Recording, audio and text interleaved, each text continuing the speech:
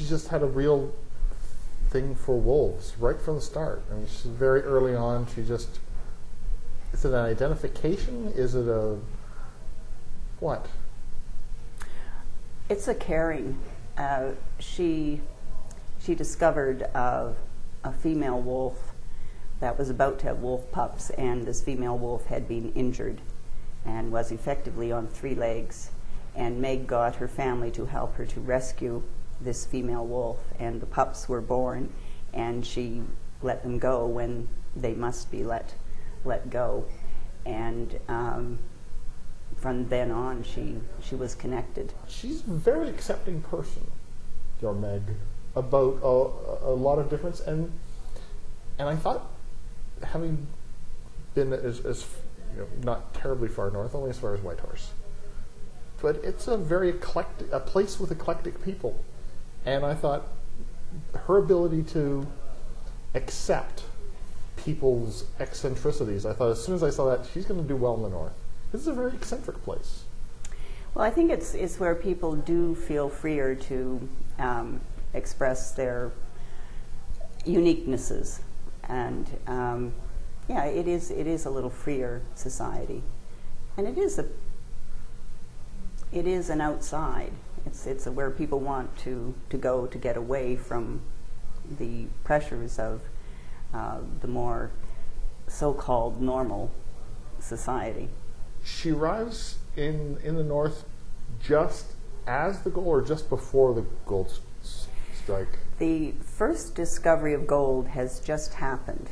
That's in the August of '96, I think. I'm terrible with numbers, but I think I've got that one.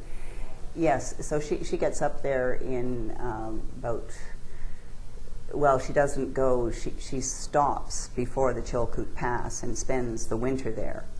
And then she goes the following spring to Dawson City, and by that time there are many people who have reached there to find the gold.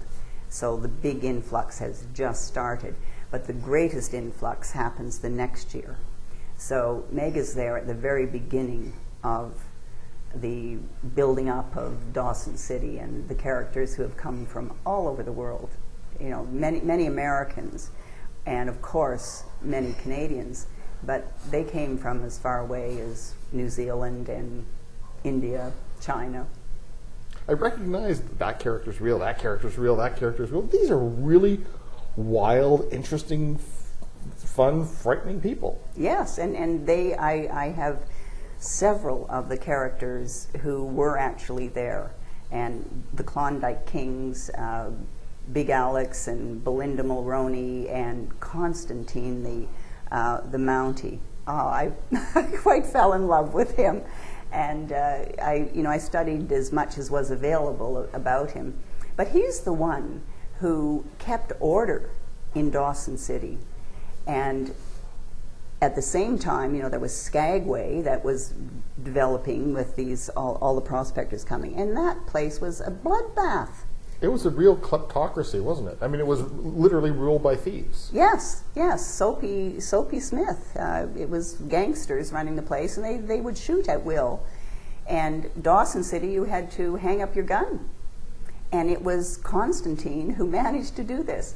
But then when the big rush was over, they brought in Sam Steele, who was famous. We all know about Sam Steele, and he's a great man, did great things, but he just took over the work that was all done by Constantine, and Constantine doesn't get the credit for it. It's Sam Steele who stepped in after all the order was created and established.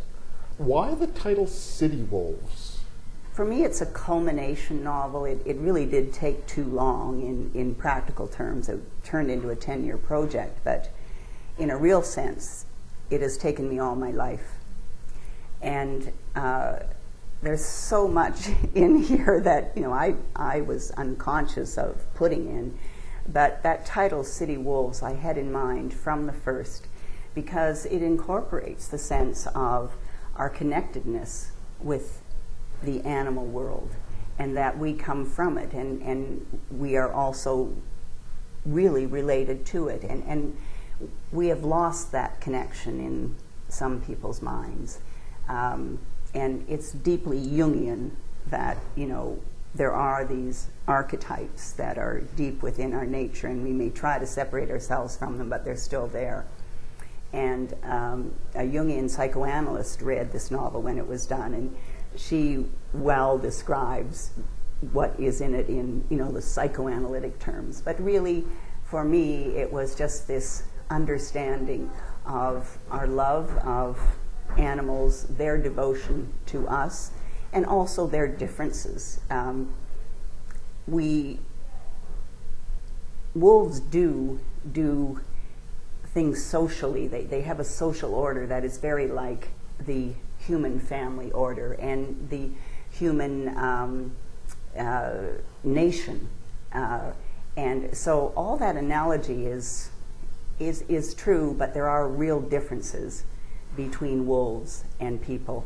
But the similarities are deep. The human nature of wolves and the wolfish nature of human beings. The book is City Wolves. It's historical fiction. I've been speaking with the author Dorris Heffron and City Wolves, published by Blue Butterfly Books.